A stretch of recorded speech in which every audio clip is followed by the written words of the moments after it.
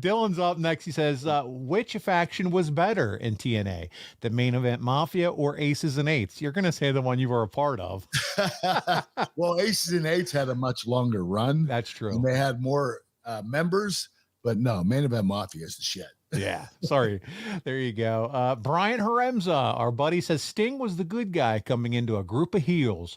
Was Sting always meant to be the wild card, or was there another choice you wanted to bring into the group? Like I said, Christian would have been another addition, but Sting, we needed Sting. We knew we needed Sting. He was the one guy that had more experience than anybody else.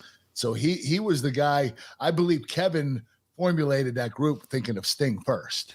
When Kevin came up with the idea, main event Mafia, it's going to be me, Kurt Angle, Booker, and Sting. I mean, that was he laid it out just like that. Is that what you're saying? Yes, sir. Okay. But I think he thought of Sting first. Okay. All right. There you go. Yambag Jones, he said, being a part of the main event Mafia was the first time we got to see Sting without his signature face paint.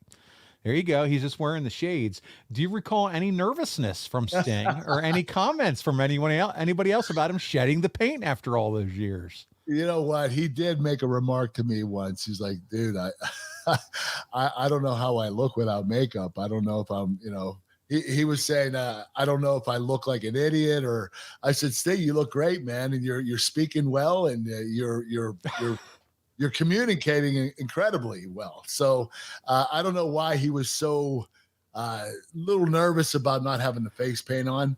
But, you have to remember he had it on for years, his whole career. It's so like a disguise. It's like being naked.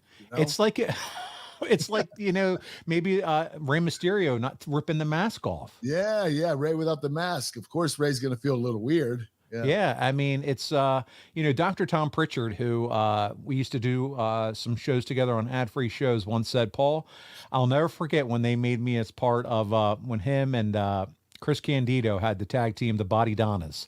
And when they made him do that, they cut all his hair off, and he had the short blonde hair, him and it was Skip and Zip. So he was like, Paul, do you know how weird I felt even flying and stuff? He's like, I used to have such long hair. I would hide in that. In the airplane, the airport, that was kind of my thing. My long hair was I could hide. I was a little bit more shy, and just having all your hair cut off really made me feel awkward. So I get it when they talk about, hey, I wrestled in makeup my whole career. I'm sure it made all of them feel a little insecure. Yeah. I mean, you're out in front of your public for the first time. For Kurt Angle, no big deal. He'll take the slinglet down. No big deal. He'll expose his nipples. Like, that's not a big deal for Kurt Angle. I mean, he'll run around, shave his head bald. He don't care. He'll wear a mop top that smells like somebody's asshole. He doesn't care. Kurt's going to do it all. But other people feel weird. Like an asshole.